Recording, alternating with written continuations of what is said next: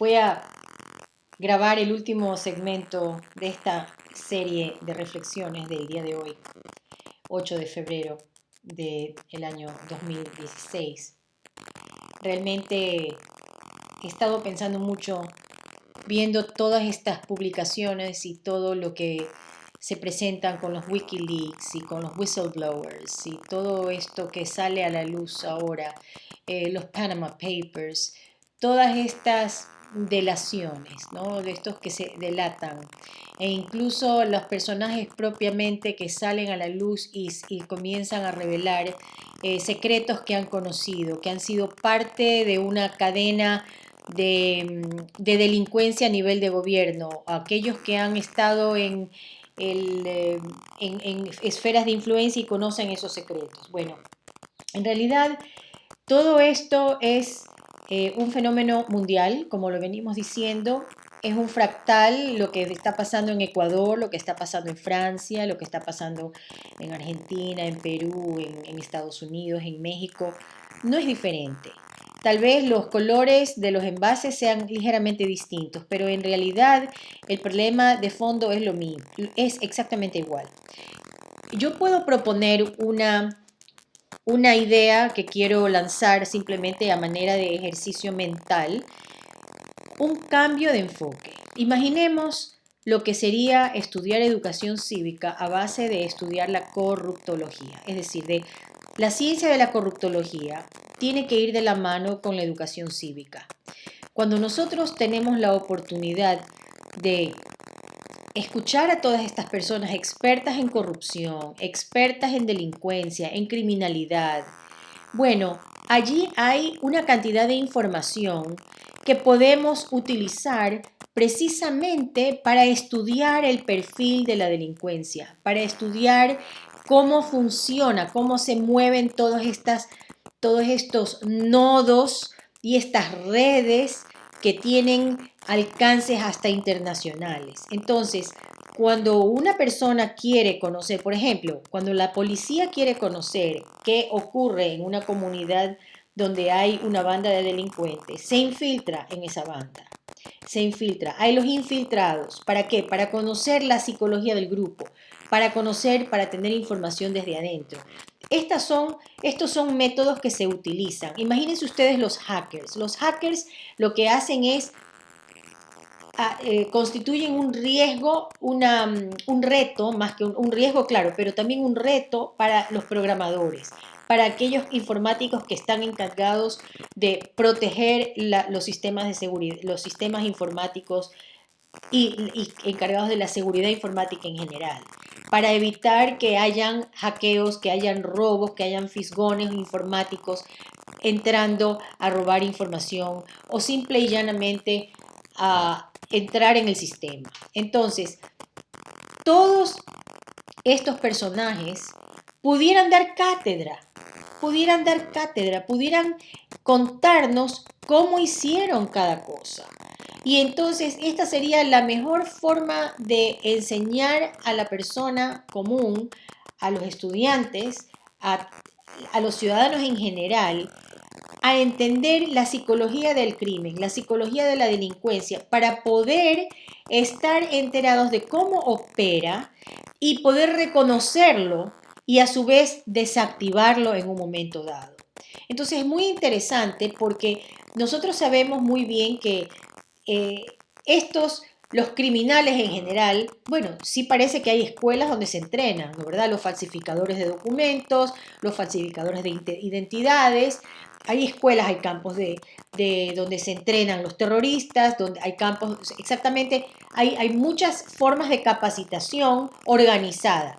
Pero cuando estamos hablando, por ejemplo, de corrupción a nivel de gobierno, es interesante ver cómo las personas logran armar una patraña, logran engañar al público y logran sus fines delictivos para servirse a sí mismos. Entonces, cuando tenemos estos delincuentes que cantan y que entonces estamos ya con una prueba, con una declaración positiva de estas personas protagonistas de esto, porque hay que entender una cosa, estas cosas no son secretas, siempre se conocen, a veces son secretos a voces, pero no han salido del closet, no se han puesto sobre la mesa oficialmente, no se ha comentado sobre ello oficialmente.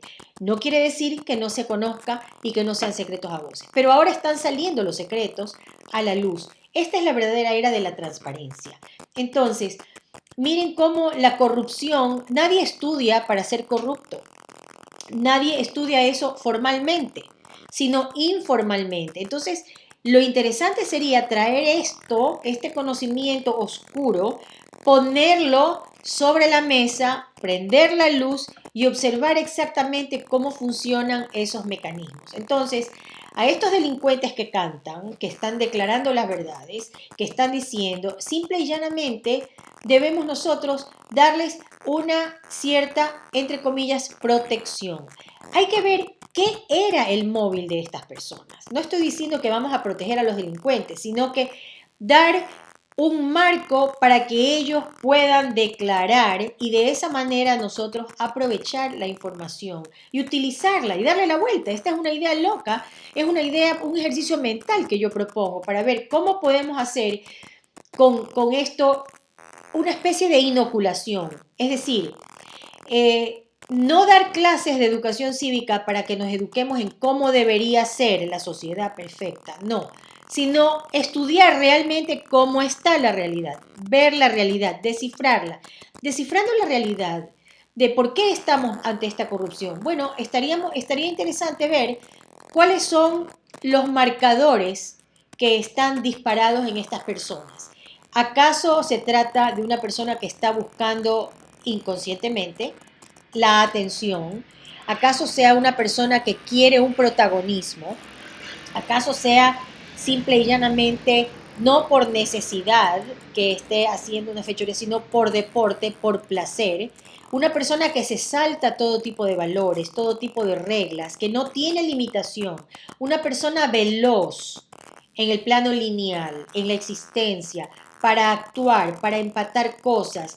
Esa es la forma en que nosotros podemos estudiar corruptología, estudiar el perfil, estudiar cuáles son esos errores, que esas distorsiones que están operando activamente en estas personas. Puede ser que la persona lo haga simplemente por competir, como una especie de deporte. Bueno, les diré que hay muchos que podrían ganar medallas olímpicas. Imagínense ustedes unas olimpiadas de de corrupción a nivel mundial, pues habrían muchas medallas de oro, muchas de bronce, muchas de oro, de todo tipo, ¿no? Entonces, veámoslo desde el otro ángulo, aprendamos a ver las cosas con una mirada diferente.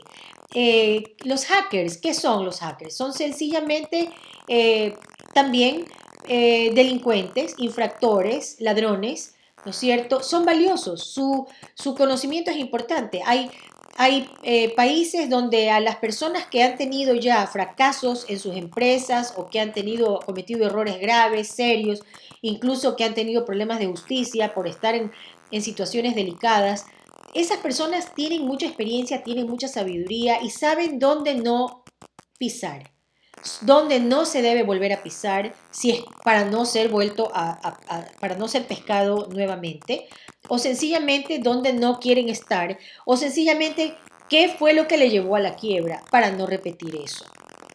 Toda experiencia es combustible en este momento. Entonces, cuando nos entrevistamos para un trabajo, en algunas partes del mundo, el hecho de haber fracasado en un proyecto, en el hecho de haber errado en más de una ocasión, significa justamente que hay una experiencia sumamente valiosa.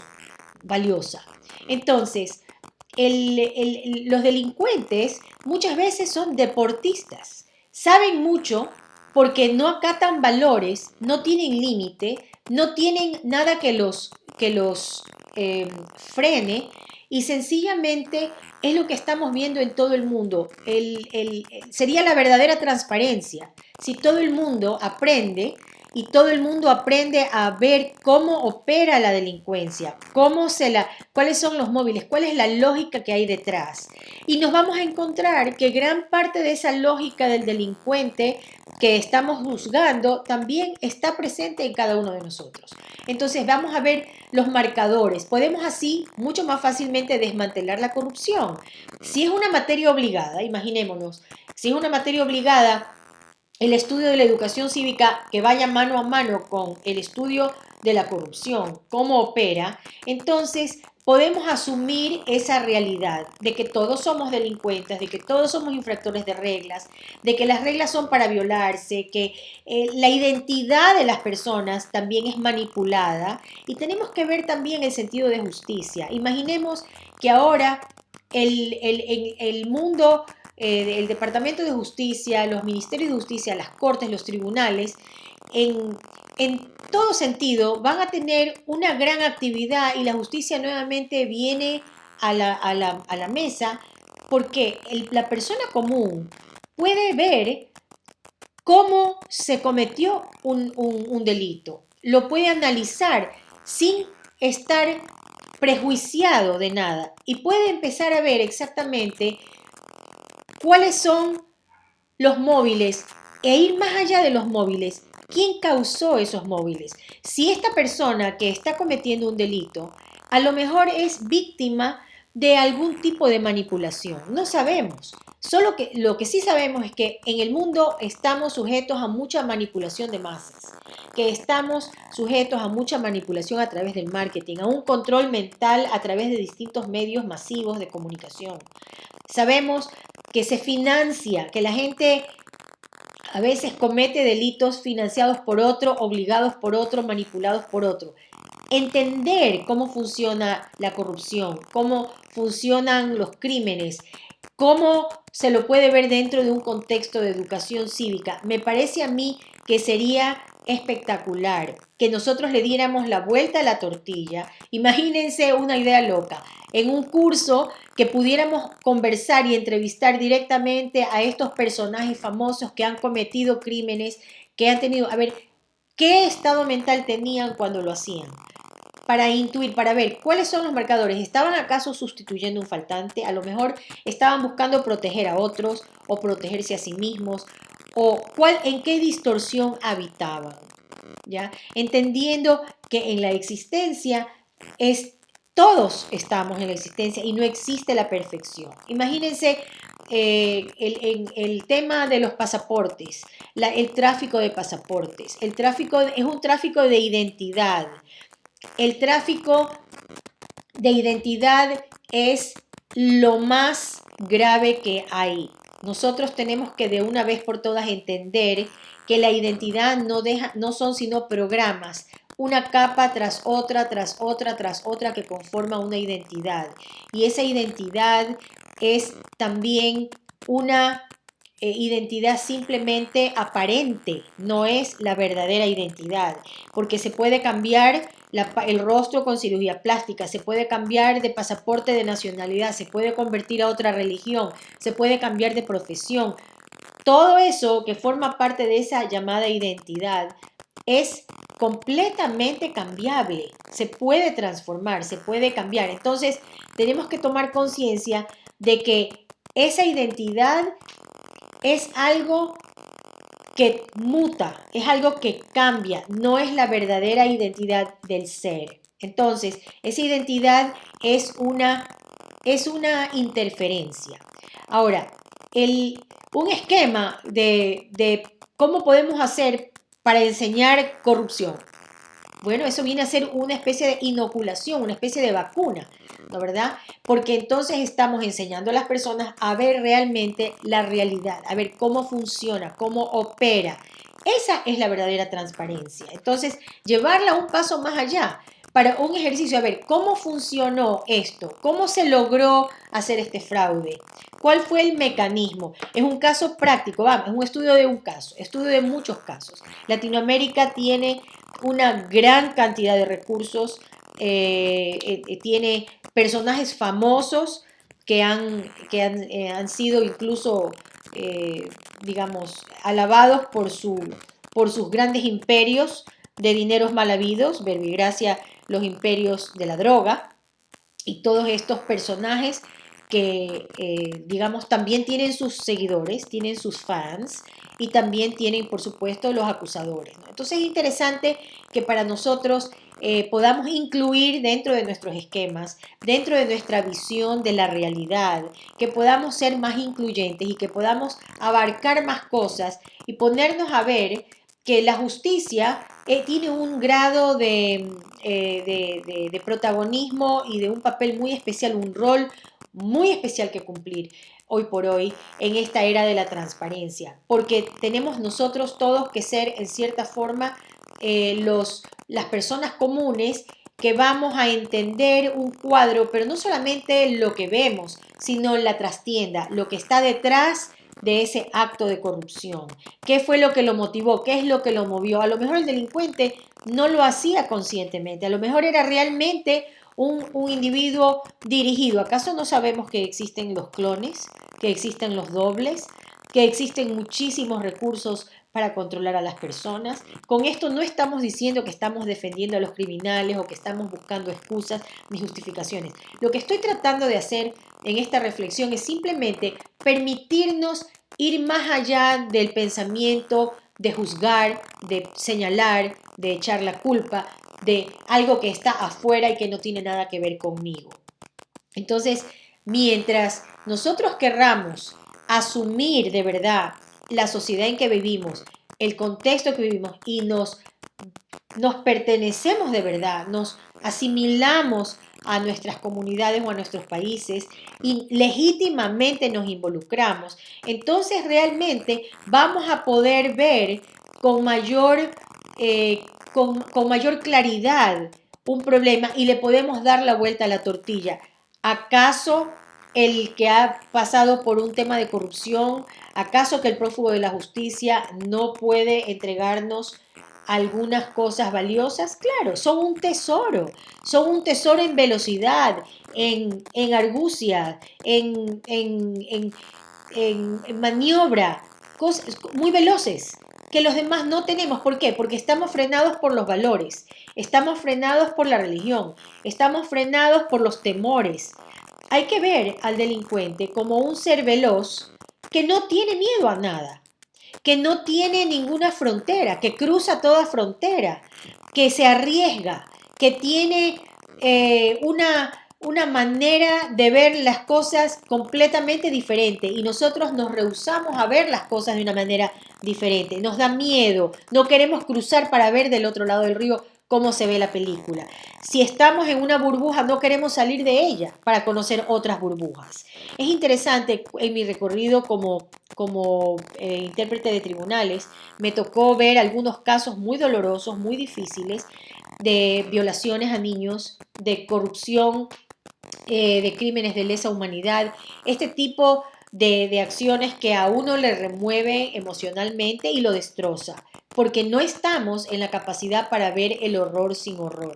Entonces, cuando aprendemos a ver bajo una lupa lógica, sin salirnos de la neutralidad, podemos entonces hacer una educación cívica mucho más interesante y más real que simplemente una ilusoria educación que no lleva a nada porque no nos deja ver el lado oscuro de la vida pública, de la vida cívica. Entonces, lo interesante aquí es que veamos que siempre aquel lado malo hay que iluminarlo para poder desentrañar las lecciones y aquello que sabe que nos puede enseñar y que nosotros no sabemos porque no tenemos ese nivel de velocidad. Entonces es muy interesante esto que les digo, es un ejercicio mental como para ver, bueno, ¿cómo puedo yo en esta época, este nuevo paradigma,